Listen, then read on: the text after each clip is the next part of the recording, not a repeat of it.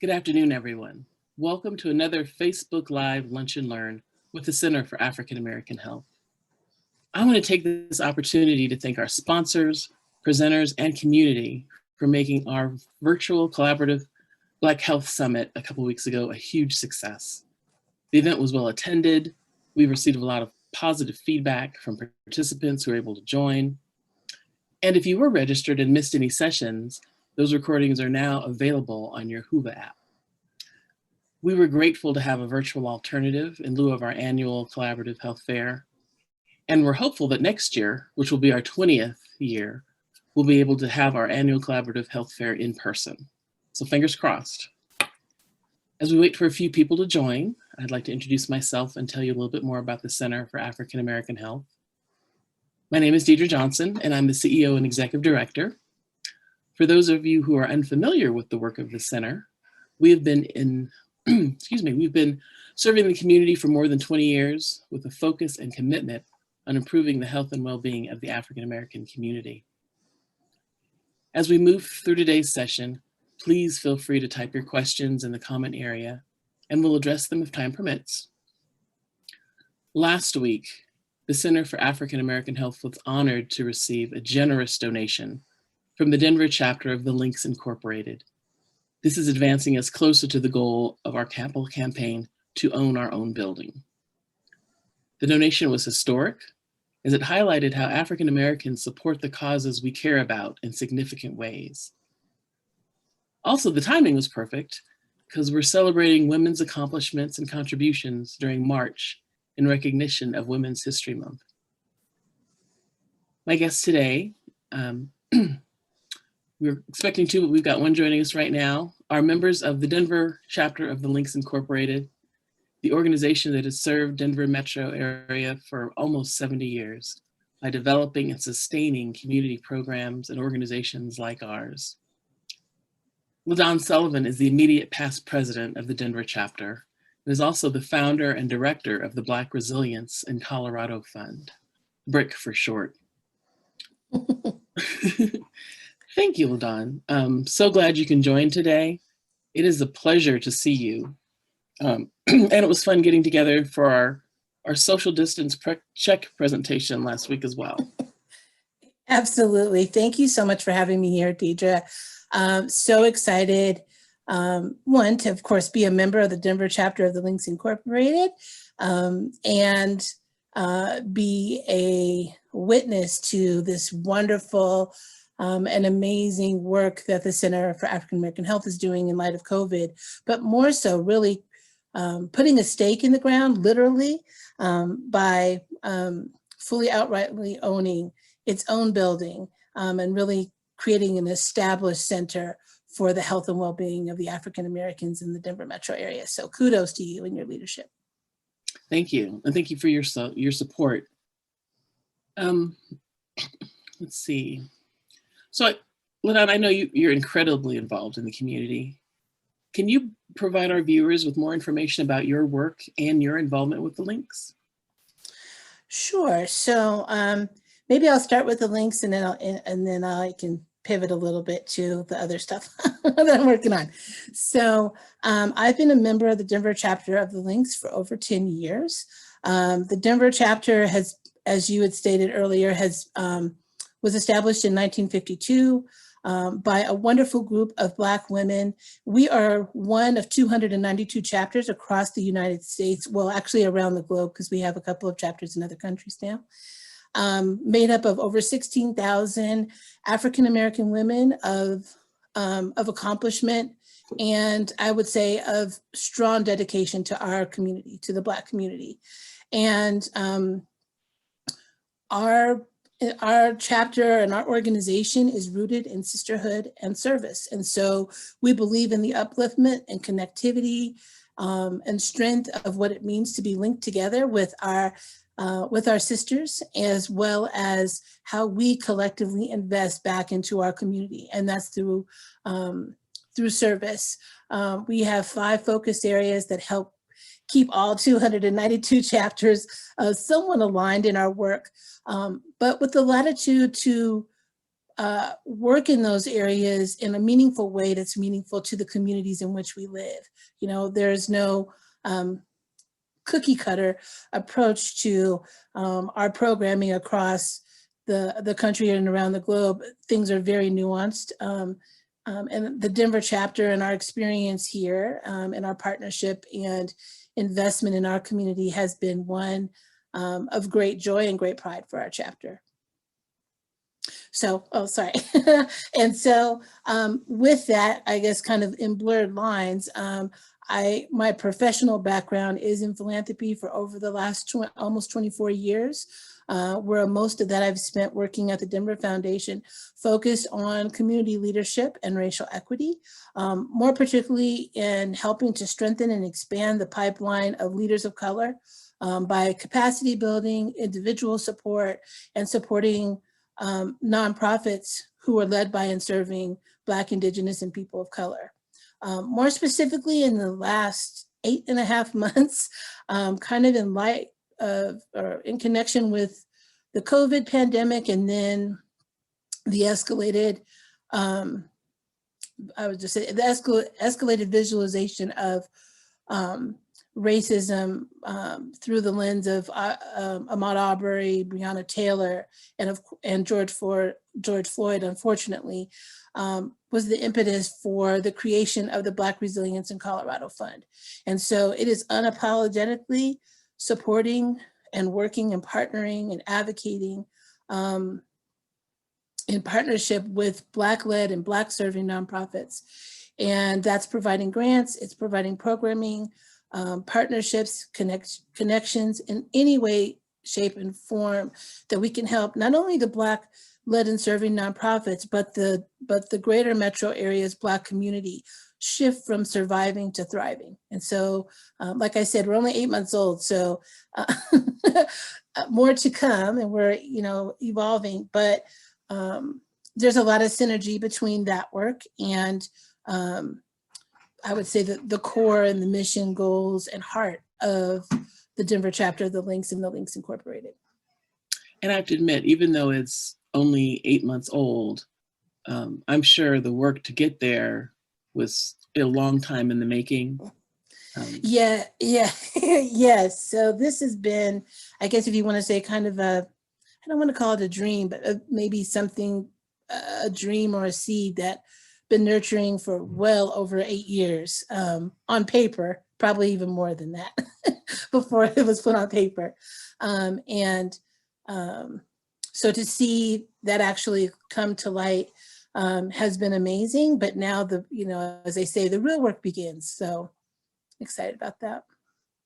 And thank you for your advocacy in making that happen.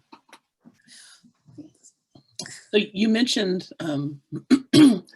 the Links has a rich history, both nationally and locally, with some prominent members, including our very own Vice President, Kamala Harris. Yes. Can you share a few historic programs and milestones of the local chapter here in Denver? Certainly. So the very first community investment, quote unquote, that the chapter made was to purchase shoes for school-age children.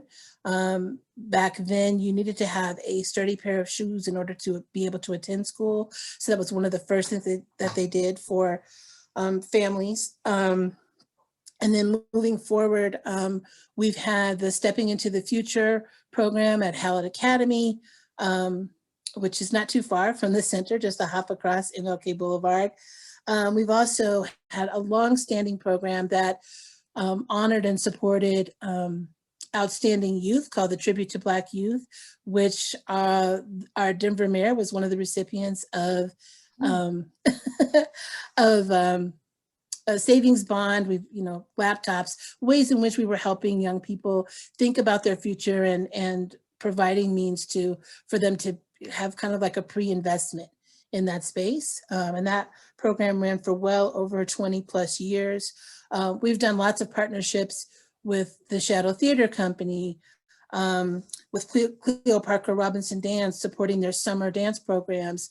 And then I would say kind of our legacy investment, our first legacy investment was a monetary contribution for the community room at the Blair Caldwell African American Research Library, which is beautifully named after our chapter. And so I would say that's really set a precedent for our most recent contribution to the Center for African American Health. So it's not unfamiliar to us, but we consider those to be major milestones and something that we are very excited and feel a lot of pride in investing in our community.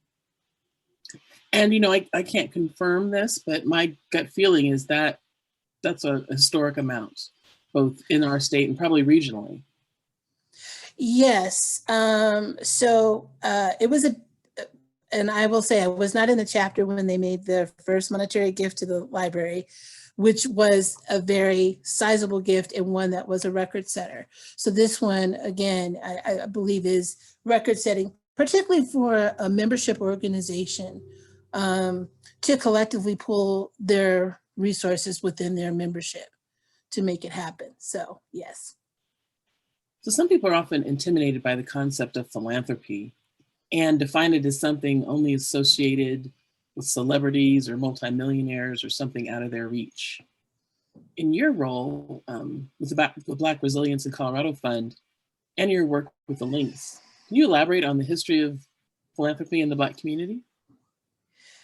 Absolutely. So yes, there are oftentimes when I'm in a room, well, pre-COVID, in a room with people, and I will ask folks to raise their hand, if they're a philanthropist, and typically no one raises their hand because they have this image in their head of like a Bill Gates or Oprah Winfrey, where you're giving, 6, 7, maybe bigger figures. But what I say to folks, and I say to the folks who are joining us today, is that everyone is a philanthropist. If you give a cup of sugar to your neighbor because they're in need, that is philanthropy. It is sharing what we have with others for the betterment of our entire community. And it doesn't necessarily mean that it's monetary. I often talk about the 5 T's, which is time, talent, treasure, testimony, and social ties.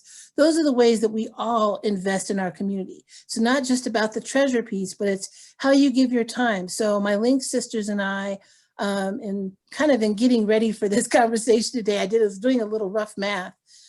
The Denver chapter has consistently invested our collective time of about 5,000 hours a year. You times that times 70, that's 345,000 hours of people giving back, if it's helping, volunteering.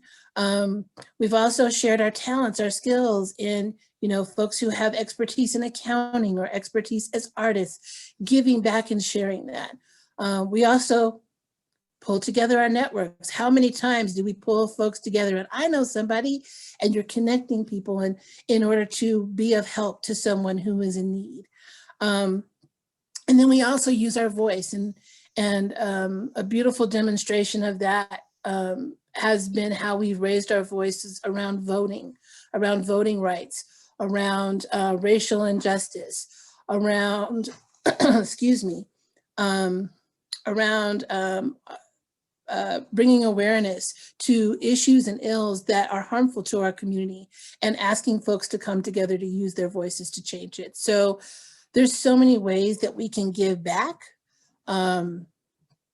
And it's not just money, and we're all doing it. So I would just encourage folks to just be reflective and think about how have I actually given back in some type of way?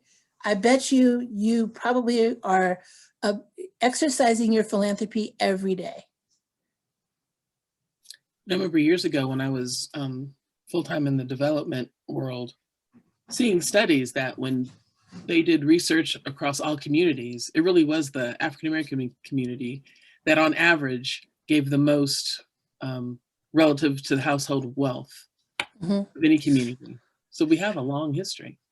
We do, and I often say, and I would say it's repeated in several different frames, is that for African Americans in particular, it's just a part of our DNA. it's a part of our giving DNA. It's a part of our history and our culture. We have a village mentality where we come together and we often pool our resources for the betterment of all. So, you know, our giving back is our way of pushing our community forward. And in some ways, being able to take care of ourselves and our community amongst ourselves, because particularly in history, there's often been times when we have not had outside forces who have looked out for us and for the betterment of our community. True. So can you tell us a little bit about the Salon series that you guys have launched with the mental health focus? Absolutely. So the Denver chapter, in COVID, we've had to shift some of our programming, which in the past has been much more face-to-face. We have done a lot of, I guess if you want to say, checking in with the community to see where we can put our best virtual foot forward.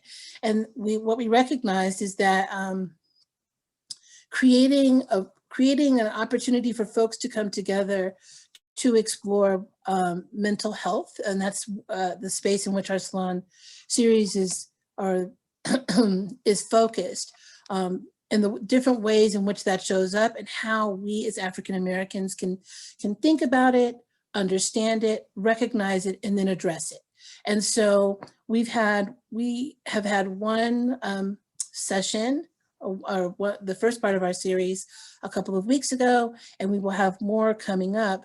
But it's open, it's free to the community. We, of course, share it through Facebook. We share it through through our website for the Denver Links chapter, as well as in connectivity with our community partners, so that our community can have access to what is really important. And we're very appreciative of our partnership with the Center for African American Health, because you all have helped us connect to experts and have informed our thinking in the ways in which we are bringing this series to life. So we're really excited about it and hope that folks will take the opportunity to join us as we continue with parts 2 through 5 going forward.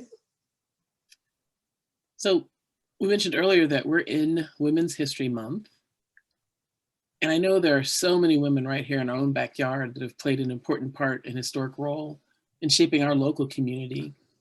I'd love for you to share the name of a woman or women who have inspired you and why. Okay. So I would be remiss, and for anyone who knows me out there, they know who I'm probably going to say first. And that is my grandmother, Ruth Cousins Denny. She was a civil rights leader here in Colorado for many years. She was the president of the local chapter of CORE.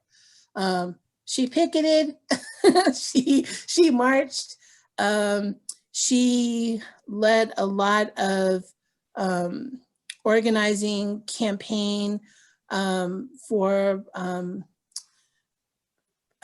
fair hiring. She herself faced discrimination in being hired as a Denver Public Schools teacher back in the day. And so, and I would say one of the biggest things that I appreciate about her journey is that even through all that, in her senior years, she decided that she wanted to capture the civil rights movement here in Colorado and put it literally on tape, and even worked with retired teachers to create a curriculum to give it back to students, so they understood that while we appreciate the national lens that we have on the civil rights movement in the 50s and 60s, we have our own local story.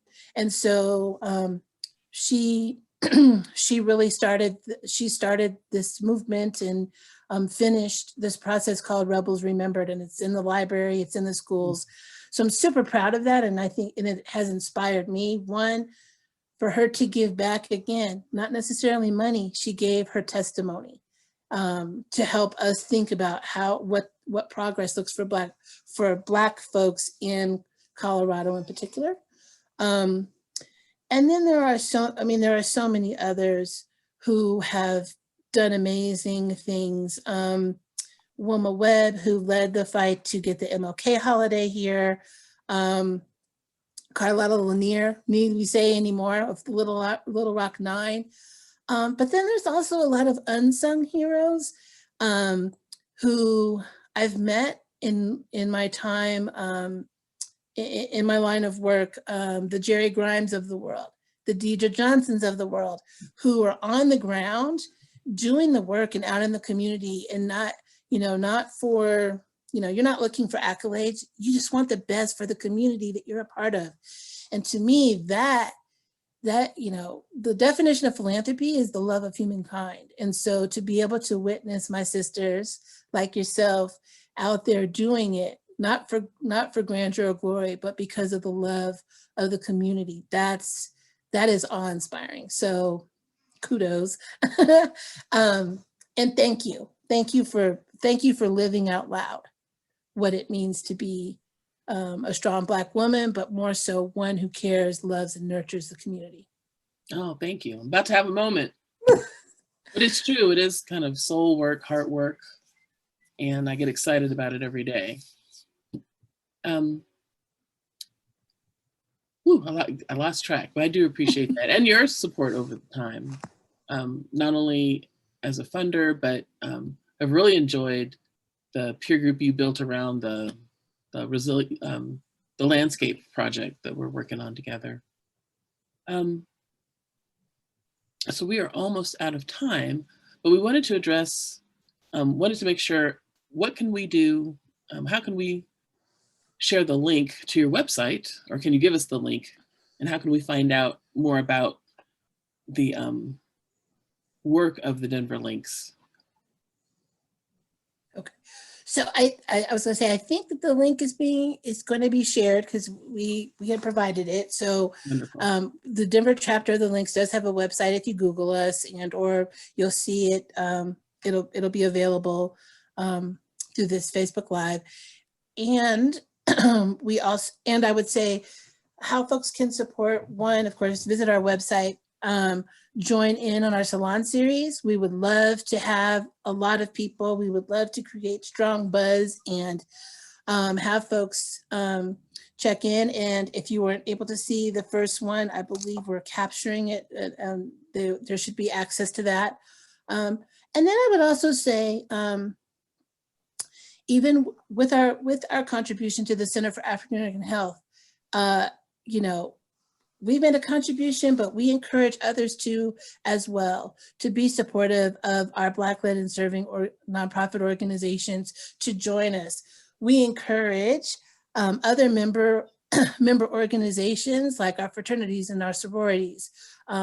We recognize what we collectively pulled together for this contribution is significant, but we want to encourage others. It doesn't have to be as much, but what we want to say is our community is in full support of our organizations in our community. And so that's really important to us. And then, as the community, as we continually check in with the community, having the opportunity and having our ear to the ground is important. And so if there are partnering opportunities or ways in which we can work with the community, we're always open and looking for opportunities. We are a strong and mighty group of almost 70 active and alumni members, still operating virtually, but still, wanting to give back and to do our share in supporting our community as well as our sisterhood. Thank you. We have a question that came in. In a time of more visible injustice, do you have any suggestions on how to best overcome any fears of being criticized for supporting the development of Black communities? That's an interesting question. That is an interesting question. I think, I can only speak from my own experience. At this point, as I said, I'm in the Denver chapter of the Links. it clearly states we are a group of African American women. So there's no apology there in who's in the group and in our set focus, because it's a part of our connectivity to our national organization. So it is there literally in black and white. I would say the same thing for the BRIC Fund, you know, and the Center for African American Health. We're very clear about the community that we work in and the community we serve, but also the community that ultimately I'm accountable to. And so I'm not quite sure how to answer a fear question, because I guess in some ways I'm owning my part in addressing racial injustice. And I would just encourage, I guess, the person who asked the question is to be thoughtful, reflective, think about, like, what is your role in addressing racial injustice?